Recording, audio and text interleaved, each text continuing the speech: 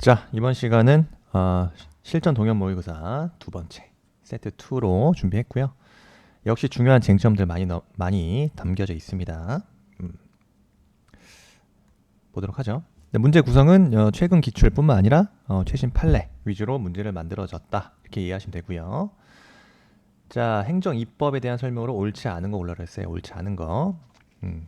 그래서 조례 1번, 조례가 집행행위의 개입 없이도 그 자체로서 직접 국민의 구체적 권리 의무나 법적 이익에 영향을 미치는 경우 그 조례를 직접 소송의 대상으로 하여 다툴 수 있죠. 왜? 그 내용을 보라 그랬죠. 조례가 집행행위 개입 없이도 그 자체로서 국민의 구체적 권리 의무나 법적 이익에 영향을 미친다 하면은 항고 소송의 대상이 되는 행정 처분으로 인정되기 때문이다. 우리 판례 입장. 그다음 2번. 추상적인 법령에 관하여 제정의 여부는 그 자체로서 국민의 구체적 권리 의무에 직접적인 변동을 초래하는 것이 아니어서 부작위 위법 확인 소송의 대상이 될 수 없습니다. 2번도 맞는 지문이죠. 여기서 부작위 위법 확인 소송에 있어서의 부작위에 대해서 우리 처분 자체에 대한 부작위를 말하는 거죠. 따라서 이러한 2번 지문에서처럼 추상적 법령의 제정 여부는 부작위 위법 확인 소송의 대상이 될 수 없는 겁니다. 그래서 판례 입장 그대로입니다. 추상적 법령에 관한 제정 여부는 국민의 구체적 권리 의무에 직접적 변동을 초래하는 것이 아니기 때문에 역시 부작위 위법 확인 소송의 대상이 될 수 없다. 자, 3번. 도로교통법 시행규칙이 정한 운전면허 행정 처분 기준은요, 행정청 내부의 사무처리 준칙을 규정한 것에 지나지 아니한다. 그래서 대외적으로 국민이나 법원을 기속한 효력이 있다? 없죠. 자, 3번 지문도 맞는 지문. 그 다음에 4번 지문 보겠습니다. 제재적 행정처분의 가중사유나 전제 요건에 관한 규정이 불형의 형식으로 되어 있고 그 처분에서 정한 제재기간이 경과하였다면 그 처분의 취소를 구할 법률상 이익이 인정되는 거죠. 그래서 제재적 행정처분의 가중사유를 규정하고 있는 처분 기준이 꼭 법률이 아니라 불형의 형식으로 되어 있다 하더라도, 그죠? 소의 이익이 인정된다고 봅니다. 이 제재적 행정처분의 가중사유를 규정한 형식 자체가 불형의 형식으로 되어 있다 하더라도 소의 이익이 인정된다고 보는 게 판례 입장이죠. 그래서 정답 4번 되겠고요. 자, 법률이 위법사항을 고시 등의 형식으로 위임하더라도 위임을 하더라도 위임의 한계가 있으며 고시 등이 위임의 한계를 벗어난 경우에는 당연히 법규 명령으로서 효력이 인정되지 않겠죠. 자, 다음 행정 입법에 대해서 옳지 않은 거. 자, 헌법이 인정하고 있는 위임 입법 형식은 예시적인 것이다 라고 봅니다. 그래서 그 법률이 행정 규칙에 위임하더라도 그 행정 규칙은 위임된 사항만을 규율할 수 있다. 그래서 예시적인 것이라고 보는 거죠. 우리 판례 입장. 행정각부가 아닌 국무총리의 소속의 독립기관은 법규 명령을 발할 수 없겠죠. 왜? 법규 명령을 발할 수 있는 주체는 헌법 제95조의 국무총리 또는 행정각부의 장입니다. 따라서 국무총리 소속의 독립기관은 설령 이게 장관급이라 하더라도 법규 명령을 발할 수는 없는 거예요. 이런 거 헌법 조문 내용이었고요. 또 정답 2번. 다음, 행정규칙인 고시가 법령의 수권에 의해서 법령을 보충하는 사항을 정한다. 이때 대외적 구성론이 인정되죠. 그래서 법규 명령의 효력을 갖는다. 맞는 말이죠. 3번 지문도 맞다. 다음, 재량 행사의 기준을 정하는 행정규칙을 재량준칙이라고 한다. 맞죠? 맞다. 자, 법률 유보 관련돼서 학설에 대한 입장이 있습니다. 그래서 법률 유보 범위에 관해서 침해 유보설과 급부행정 유보설 등이 있죠. 그래서 갑을병에 대한 견해에 따르더라도 법률의 근거가 없이 가능한 것은에 대한 문제입니다. 이거 뭐 출제 문제는 기출된 문제는 아니고요. 이 학설에 대해서 법률 유보의 범위에 관해서 그 견해에 따랐을 때 법률 근거를 필요하는지 여부죠. 그래서 법률 유보라는 것은 자, 행정 활동을 함에 있어서 법률에 근거가 필요하다라는 게 법률 유보인데, 자, 갑의 견해는요. 그 유보의 범위에 대해서 자유주의 요청에 따르면 행정의 인간의 자유와 재산을 침해하는 행위에 대해서만 법률의 근거를 요한다. 죄송합니다. 이게 뭐죠? 침해 유보설 입장이죠. 침해 유보설. 그래서 법률의 유보에 있어서 그 범위를 가장 좁게 보는 겁니다. 반면에 을 같은 경우는요. 복지국가 이념과 평등 원칙에 근거를 두는 현대의 사회적 복지국가에서는 행정이 급부를 공평하게 가지는 것이 중요한 권리라고 보았다. 따라서 배분 확보를 위한 급부 행정의 작용에서도 법적 기속이 요청된다라고 보죠. 그래서 이건 뭐다? 급부 행정 영역에서도 법률의 유보가 필요하다. 그래서 급부 행정 유보설 입장입니다. 그 다음에 법률의 법규 창조력에 근거를 두어 국민 생활에 영향을 주는 일방적 권력적 행위에 대해서 새로운 규범을 정립하는 것은 입법권의 정권에 속한다라고 봐서 병의 그 입장은 권력 행정 유보설 입장이다. 권력 행정 유보설. 그래서 어떻게 보면 모든 공행정 작용에 법률의 근거를 요한다는 입장이죠. 그래서 가장 넓게 본다 이렇게 보시면 되겠습니다. 그래서 1번 지문이 갈린다는 거죠. 1번 지문에서 국민기초생활수급권조에 대한 생계급여 지급 결정은 인간의 자유와 재산을 침해하는 행위는 아니죠. 그래서 급부 행정 영역입니다. 그래서 갑의 견해에 따르면은 1번 같은 기초생활수급권조에 대한 생계급여 지급 결정은 법률의 근거가 필요 없지만 을과 병의 입장에서는 역시 법률의 근거가 필요하다고 보겠죠. 2번, 3번 같은 경우는 병역 의무자의 징집 명령이라든가 감염병 환자의 강제 검진 등은 소위 인간의 자유와 자유를 제한하는 그죠? 침해하는 행위라고 보여지기 때문에 당연히 갑 견해에 의해서도 법률 위반은 필요할 것이다. 갑이 필요하면 당연히 을과 병은 마찬가지로 법률의 근거가 필요하겠죠. 요한다고 볼 것이다. 반면에 이 4번과 같은 예산안 편성 지침의 수립 같은 경우는 어느 견해에 따르더라도 법률의 근거 없이도 가능하다라고 보여집니다. 그래서 정답은 4번. 네.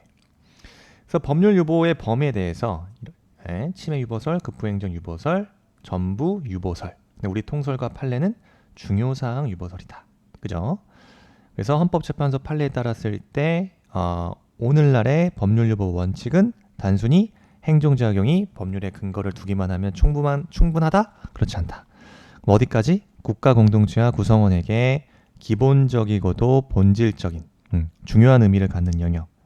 다시 말하면 국민의 기본권 실현과 관련된 영역에 있어서는 입법자가 본질적인 사항, 그 본질적인 사항에 관해서도 법률의 근거를 요구한다. 그죠? 이게 의회 유보설이라고도 합니다. 그렇지만 이 비판도 있습니다. 본질과 비본질이 뭐냐 구별하기 모호하다라는 비판도 있지만 우리 통설 판례는 중요사항 유보설 입장이다. 기억하셔야겠죠. 근데 이게 학설의 문제에서도 이렇게 출제 가능하기 때문에 학설에 대한 각각의 견해 입장을 잘 정리해 둬야 됩니다. 그래서 오늘날에는 그 침해 경우뿐만 아니라 그 넓게 법률 유보 범위를 확대하려고 해석하는 경향이 있다. 바로 급부 행정 유보설, 전부 유보설 등이죠. 이런 것들 잘 정리하시고요. 그 다음에 판례 입장에서 중요사항 유보설에 따랐을 때 자, 국민의 기본권 실현과 관련된 영역에 있어서는 국민의 대표자인 입법자가 본질적 사항에 대해서 결정해야 된다는 의회 유보 원칙까지 요구하고 있다. 우리 헌법재판소 견해고요. 대표적인 헌재 결정에서 TV 수신료 사건에서 텔레비전 방송 수신료 금액 결정 자체는 본질적 사항이다 라고 봤죠. 수신료에 관한 본질적인 중요한 사항이다. 따라서 국회가 스스로 행하여야 하는 사항에 속하는 입장이다 라고 봤습니다. 그래서 이렇게 틀린 지문으로 나오죠. 오답 처리. 수신료 금액 결정은 수신료에 대한 본질적 사항이 아니다 라고 해서 틀린 지문이 나왔다. 그 다음에 주의해야 될 게 요거죠.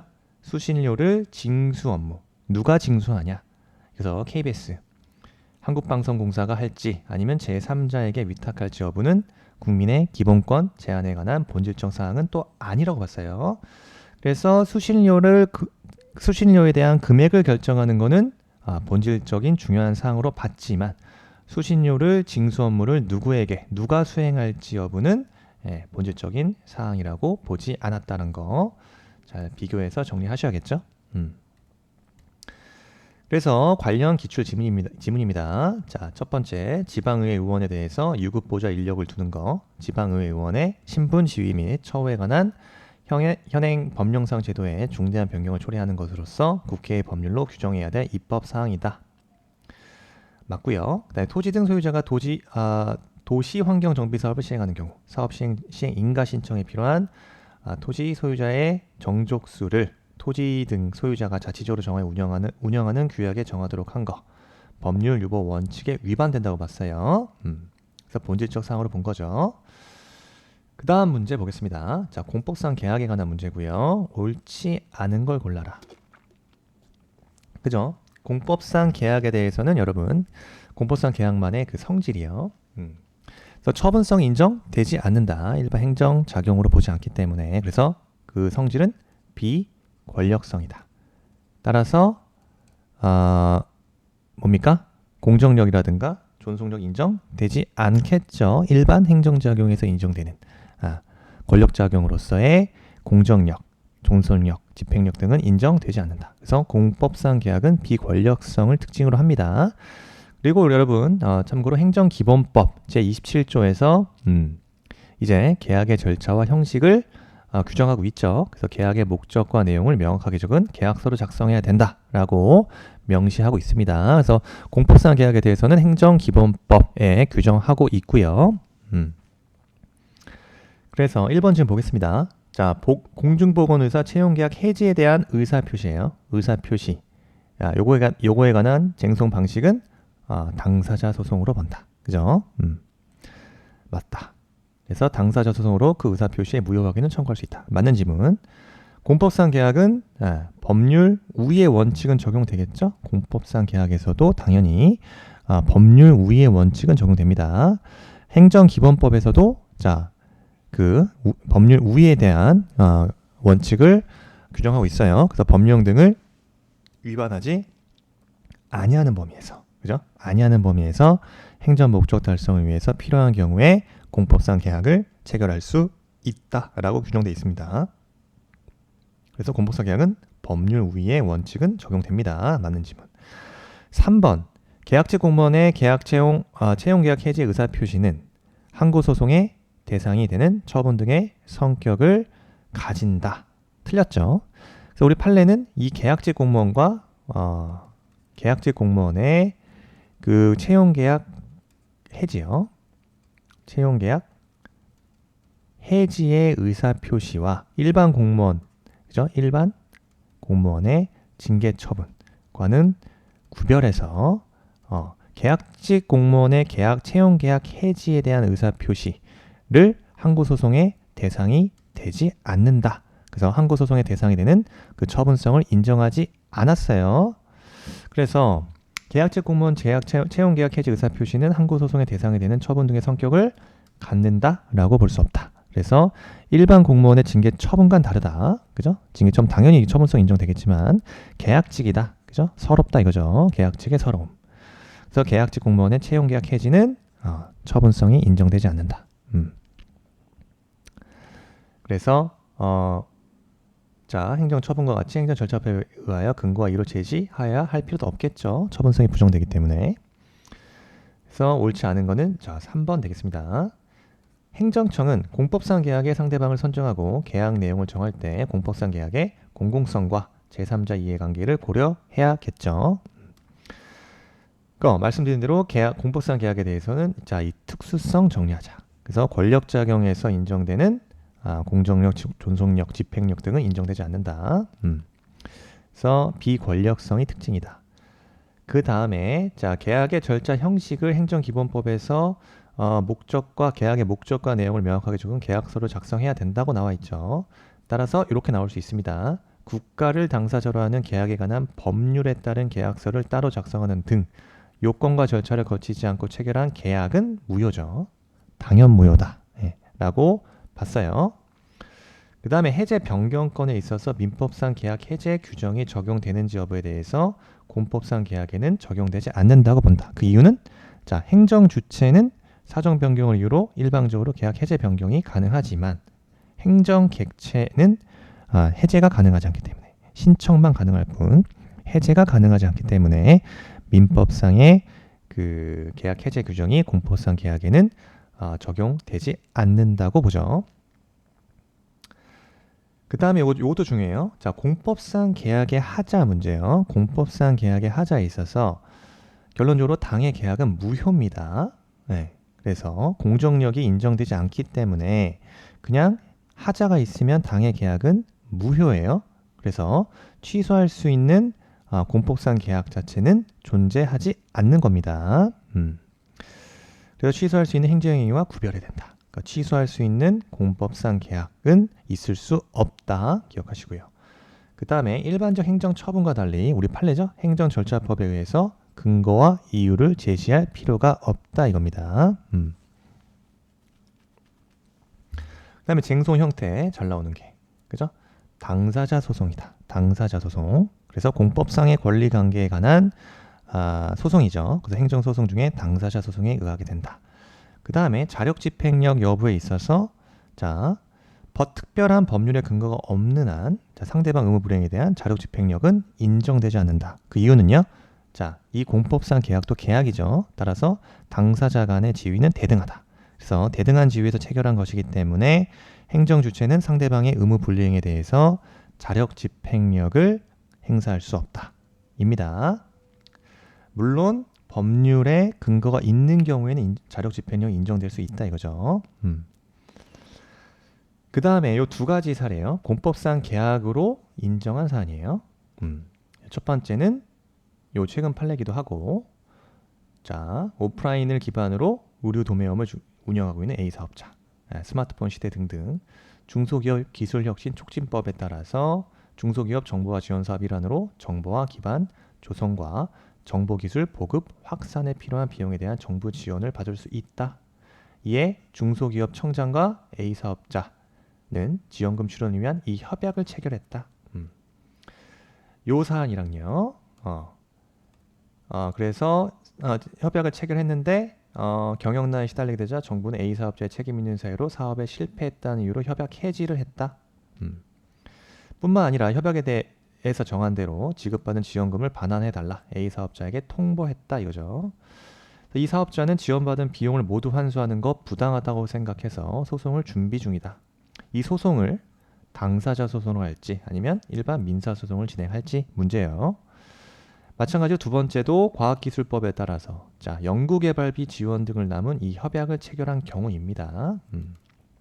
마찬가지로 지금 물가 상승, 환율 변동 등 때문에 국가를 상대로 제기한 이 소송은 민사소송일지 아니면 행정소송 혹은 당사자 소송으로 갈지입니다. 이 사항들에 대해서 자, 두 가지 사안에 대해서 협약의 법적 성질을 공법상 계약으로 봤다 이겁니다. 그래서 법적 성질 자체를 공법상 대등한 당사자 사이의 의사표시 합치로 성립하는 공법상 계약으로 봤다. 성질이 공익성을 띠기 때문에 당연히 공법상 계약의 법률관계는 공법관계에 해당하기 때문에 이에 대한 분쟁은 민사소송이 아니라 행정소송에 의한다. 네. 근데 우리가 구별해야 될 건 이 판례예요. 주의해야 될 판례. 여러분 그 택시 공급 과잉 문제 해결하기 위해서 관할 시장이 택시 회사들에 대해서 3년간 순차적으로 감차하라. 그죠? 감차. 그래서 운행 횟수를 줄이고 택시 수를 줄여라 이겁니다. 감차하는 직통보죠. 감차를 하고 감차 대수에 따라 감차 보상금을 지급하고 택시 회사들과 합의한 바대로 자발적으로 감차 조치를 이행하지 않으면 직권 감차 명령을 할 수 있다는 내용에 대한 합의가 이루어졌다 이거예요. 그래서 일부 택시 회사들이 3년 차인 2014년 사정 변경 이후로 이행을 거부했다 이거죠. 이에 대해서 갑은 택시 회사, 그죠? 그래서 택시 회사와 갑씨의 갑씨 차량 등록 사업 소장에게 이미 직권 감찰 명령 할 수 있다고 내용을 합의를 했죠. 이에 대해서 원고들은 자 감찰을 완료한 후 감차 보상금을 신청하고 해당 차량의 운행을 2014년까지 11월까지 중단하기를 바라고 차량 등록 사업소는 감차 대상 자동차 직권 말소 등록을 의뢰한다. 그래서 조치를 바란다는 내용에 대한 통보를 했다. 갑씨가 차량 등록 사업 소장에게 이런 직권 감차 통보를 했다. 이에 대해서 원고가 주장하는 게 뭐죠? 원고들은 이 직권 감차 통보에 대해서 취소 소송을 제기한 겁니다. 그래서 원고, 즉 택시 회사들은 누굴 상대로? 갑씨, 그죠?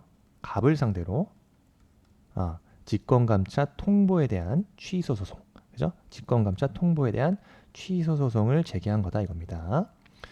피고는 이에 대해서 뭐라고 주장했냐? 이 사건 합의에 대해서 원고들과 피고의 의사표시 합치에 따라 성립한 계약이다. 그죠? 계약이기 때문에 이 사건 합의에 따른 직권감차 통보의 실질은 공법상 계약에 따른 이행의 촉구일 뿐 공법상 계약이기 때문에 이거는 직권감차 통보 명령 자체는 공권력 행사나 이에 준하는 행정작용에 해당하지 않는다고 주장을 했어요.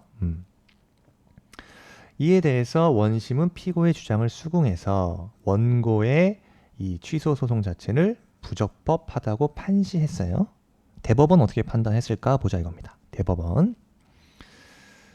자, 대법원은 헷갈리시면 안 되는 게 원심은 공법상 직권감차 이 통보에 대한 성질을 공법상 계약으로 봤지만 대법원은 그렇게 보지 않고요. 이 사건에 대한 합의를 소위 조건에 따른 부관, 이 사건 합의를 부관으로 고려했다. 부관의 형식으로 접근을 했다 이겁니다. 따라서 한번 보시면요. 자, 운송사업자에 대한 면허에 대한 조건을 붙인다. 조건을 위반하면 당연히 감차 등을 따르는 사업계획 변경 명령, 이 사건 감차 명령이라고 봤을 때 감차 명령 할 수 있다 이겁니다. 조건 위반 시 감차 명령할 수 있다. 근데 감차 명령에 사용되는 면허에 붙인 이 조건을 위반한 경우에서 이 조건이요. 이 조건을 우리 판례는 일정한 의무를 정하고 의무를 위반 시 감차 명령을 할 수 있다는 내용의 부관도 포함된다. 부관. 그래서 그 부관은 모두 가능하죠. 사후 부관도 가능하다. 근데 사후 부관의 요건 면허 발급 당시에 붙이는 것뿐만 아니라 이걸 얘기하고 싶죠. 면허 발급 이후에 부관을 붙이는 것도 법률의 명문의 규정이 있거나, 그죠? 첫 번째 사후 부관의 요건이죠. 법률의 명문의 규정이 있거나 변경이 미리 유보되어 있는 경우이거나 혹은 상대방이 동의가 있는 경우 등에는 사후 부관도 허용된다. 그래서 우리 대법원이 말하고 싶은 부분이 이 뒷부분이죠. 따라서 관할행정청은요.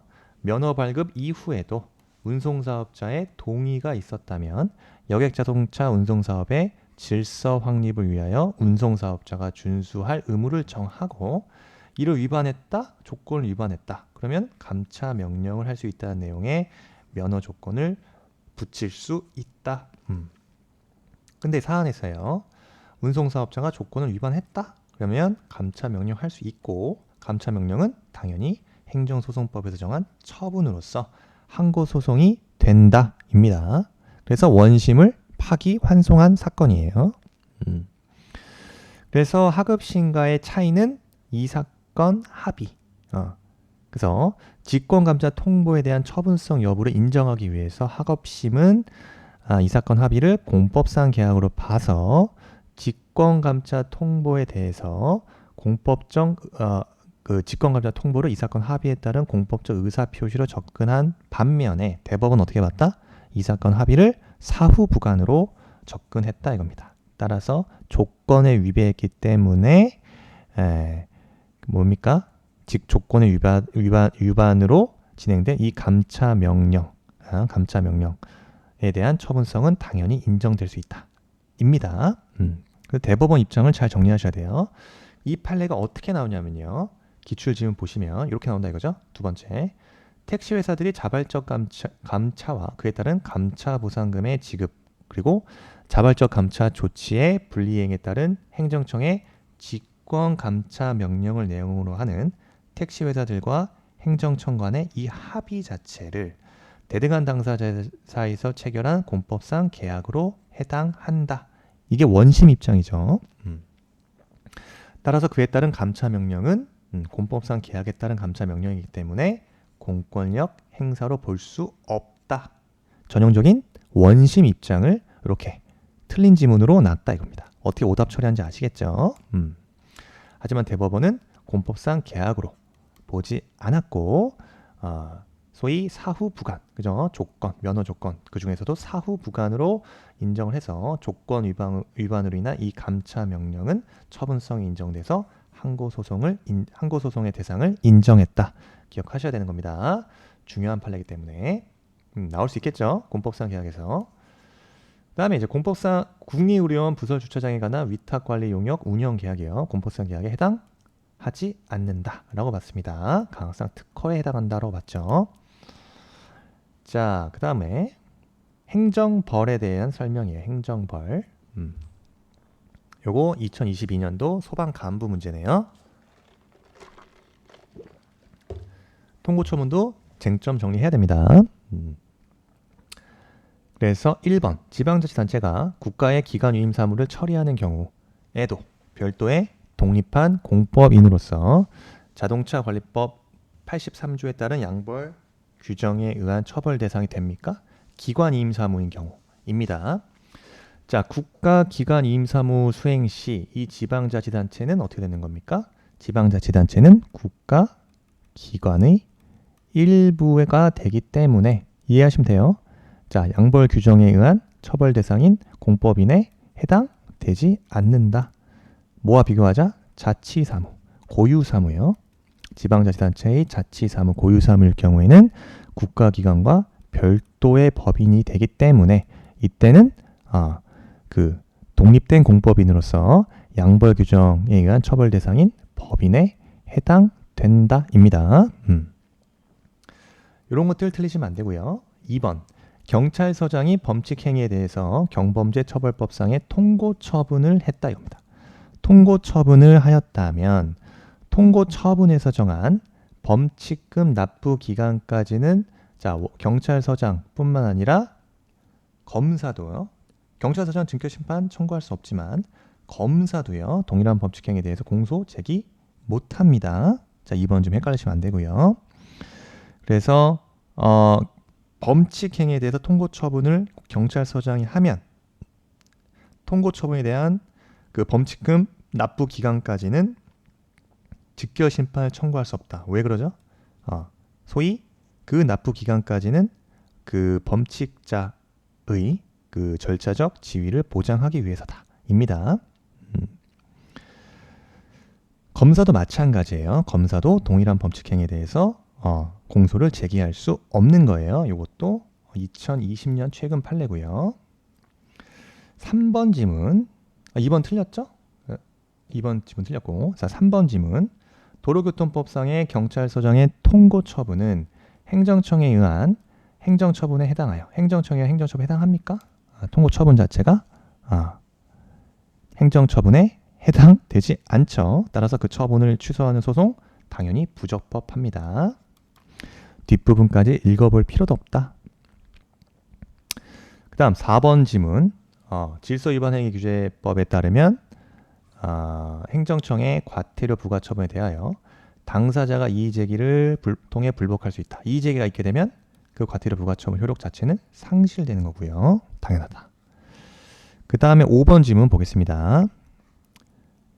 서울특별시 수도조례, 서울특별시 하수도 사용조례에 근거한 과태료 부과 처분이요. 요거는 행정소송의 대상이 되는 행정처분이라고 보지 않죠. 이 판례도 중요한 판례입니다. 그래서 통고 처분에 대해서 개념 자체는 자, 행정 형벌 자체는 원칙적으로 자, 그 형사소송법에 따른 형사소송 절차에 따라서 그 과해지는 것이 원칙인데 이 통고 처분이요. 통고 처분 같은 경우는 특별 절차에 의해서 처벌되는 경우가 있다. 이거죠. 자, 개념을 보시면 조세범, 관세범, 경범죄 사범, 교통사범, 출입국 사범이요. 예. 에 대해서 형사소송과 가름해서 형사소송에 가름하여 벌금이나 과료에 상당하는 금액의 납부를 명하는 준사법적인 행정 절차입니다. 그래서 준사법적인 행정 절차의 행위로서 행정행위의 일종이죠. 준사법적 행정 절차. 그래서 행정행위의 일종이지만 불복이 있다. 불복이 있는 경우에는 행정쟁송을 제기하는 게 아니라 정식 형사소송 절차를 인정합니다.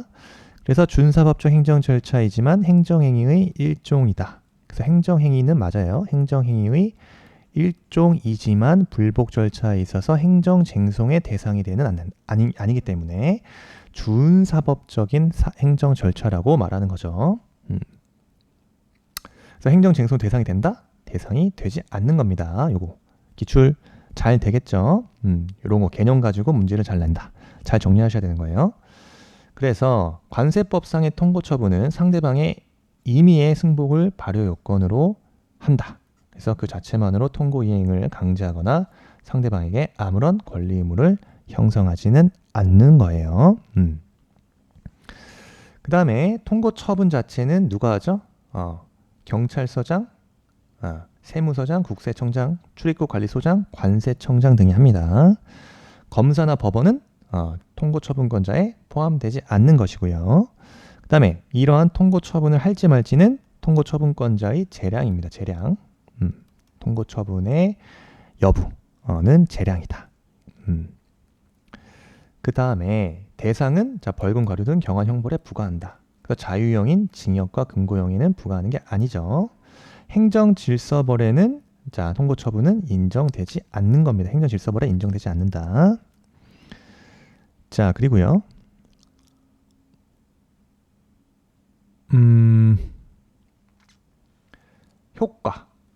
효과 보겠습니다. 자, 확정 판결과 동일한 효력이 발생된다. 확정 판결과 동일한 효과를 발생된다. 그래서 통고 처분을 이행하게 되면요. 확정 판결과 같은 동일한 효력이 발생되기 때문에 일사부재리 원칙, 이게 뭐죠? 동일한 사건에 대해서 다시 형사소출을 못한다는 일사부재리 원칙이 적용이 되는 겁니다. 이것도 헷갈리시면 안 돼요.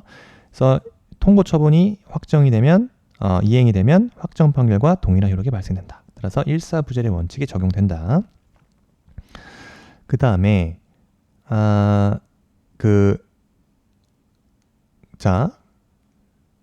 공소시효는 중단이 되고요. 그 다음에 통고 처분 내용의 이행 기간이 경과하여도 고발하기 전이면 이행이 가능합니다. 그래서 법정 기한 이내에 이행하지 않게 되면 통고 처분은 그 효력을 상실하게 되고 통고 처분권자는 어떻게 돼요? 검찰에 고발하여 정식 형사소송 절차가 진행된다입니다. 그래서 중요하죠. 이것도 검찰은 통고 처분권자의 고발 없이 기소할 수 있다? 기소 못해요. 기소할 수 없다.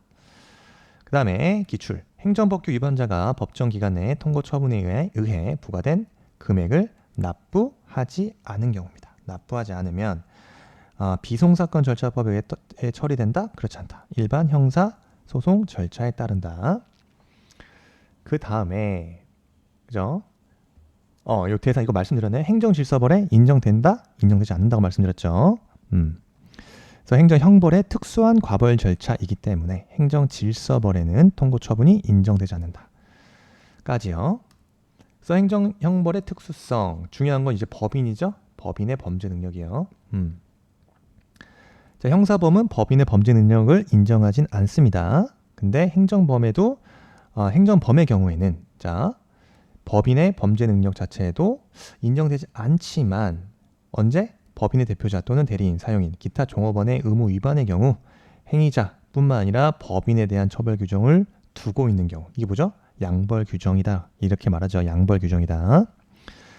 근데 여기에서 자, 양벌 규정을 적용할 때 그 법인의 어떤 대표자인 경우 법인의 대표자에 대한 책임이요. 그래서 법정 대리인의 책임 혹은 종업원 행위에 대한 사업주에 대한 책임 이거는 자기 책임입니다. 자기 책임. 그래서 이거 보세요. 이 지문 종업원 등의 범죄에 대해서 법인에게 어떠한 잘못이 있는지를 전혀 묻지 않고 곧바로 종업원 등을 고용한 법인에게도 종업원 등에 대한 처벌 조항에 규정된 벌금형을 과하도록 규정했다. 규정하는 거 책임주에 반한다는 거예요. 그래서 법인의 독자전 책임에 관한 규정이 없는 경우 종업원 업무에 관한 범죄 행위를 하였다는 이유만으로 법인에게 형사처벌을 과한다. 요거 책임주의에 반한다고 판시했습니다. 그래서 옳은 지문이고 그 다음에 이러한 그 타인에 대한 행위에 있어 책임에 있어서 뭐 미성년자, 피성년 후견인의 위법 행위에 대한 법정 대리인에 대한 책임, 그 다음에 종업원 행위에 대한 이 사업주에 대한 책임 자체에 대해서 양벌 규정 있는 경우 이건 대위 책임이 아니다. 뭐다? 그 미성년자나 피성년 후견인 혹은 종업원에 대한 주의 감독을 태만한 자기 책임이라고 본다 이겁니다. 자기 책임이라고 본다. 그래서 이 두 번째 기출 지금 보세요. 양벌 규정에 의해서 영업주가 처벌되기 위해서는 종업원의 범죄가 성립하거나 처벌이 이루어져야 함이 전제 조건이 되어야 한다 하면 틀린 질문입니다. 전제 조건이 되지 않습니다. 왜? 대위 책임이 아니라 미성년자나 피성년 후견인 혹은 종업원의 행위에 대한 책임 자체는 자기 책임이기 때문에 내가 잘못한 거예요. 나의 주의 감독을 태만히 한 자기 책임이다. 따라서 이러한 종업원의 범죄가 꼭 성립되거나 처벌이 이루어져야 함이 전제 조건이 되지 않는다는 거. 그 다음에 그죠? 이거 중요합니다. 그래서 요거 이해하실 수 있어야 되고 자 판례 지방자치단체 소속 공무원이 자치사무 처리 과정에서 위반 행위를 한 경우입니다. 양벌 규정에 적용 대상이 되는 법인에 해당한다는 입장이에요. 자치사무입니다. 기간유인 사무인 경우에는 양벌 규정에 해당하는 법인에 해당하지 않는다고 말씀드렸고요.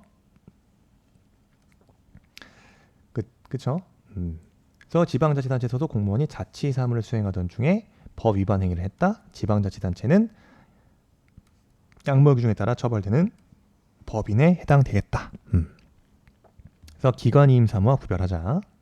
그다음 마지막 다단계 판매은요. 구방문 판매 등에 관한 법률의 양벌 규정에 적용함에 있어서 다단계 판매업자의 사용자 지위에 있다라고 인정한 판례입니다. 이것도 기출된 지문이고요. 그래서 행정 형벌에 있어서 특수성 잘 정리해야 됩니다. 잘 정리해야 돼요. 오답 쟁점되는 것들이 몇 가지가 있기 때문에 잘 정리하셔야 돼요. 자, 그 다음에 행정에 대한 공정력에 대한 설명으로 옳은 것을 골라라. 그죠? 공정력 이제 행정기본법 제15조에 규정되어 있다. 그래서 행정기본법은 실정법적 근거를 명시적으로 이제 인정하고 있죠. 인정하고 있다. 인정하고 있지 않다 하면 틀린 지문이에요. 헷갈리시면 안 된다. 행정기본법의 그 공정력의 근거를 제15조에 규정하고 있습니다. 그 다음에 공정력은요. 행정행위가 무효인 경우에도 인정된다, 인정되지 않는다. 그죠? 행정행위가 무효 혹은 부존재인 경우에는 공정력이 발생되지 않습니다. 그 다음에 공정력은 행정행위에만 인정되는 거예요. 그래서 사실행위에도 인정된다, 그렇지 않다. 그 다음에 공정력이란 행정행위가 위법하더라도 취소되지 않는 한 유효한 것으로 통용되는 효력을 의미한다. 맞고요. 어떠한 행정행위에 공정력이 발생하면 처분을 한 처분청이더라도 공정력을 부정할 수 있다. 이게 무슨 말이죠? 소위 행정행위에 대해서 직권 취소가 가능하다. 그죠? 직권 취소 가능하다. 그래서 부정하지 못한다. 틀렸죠.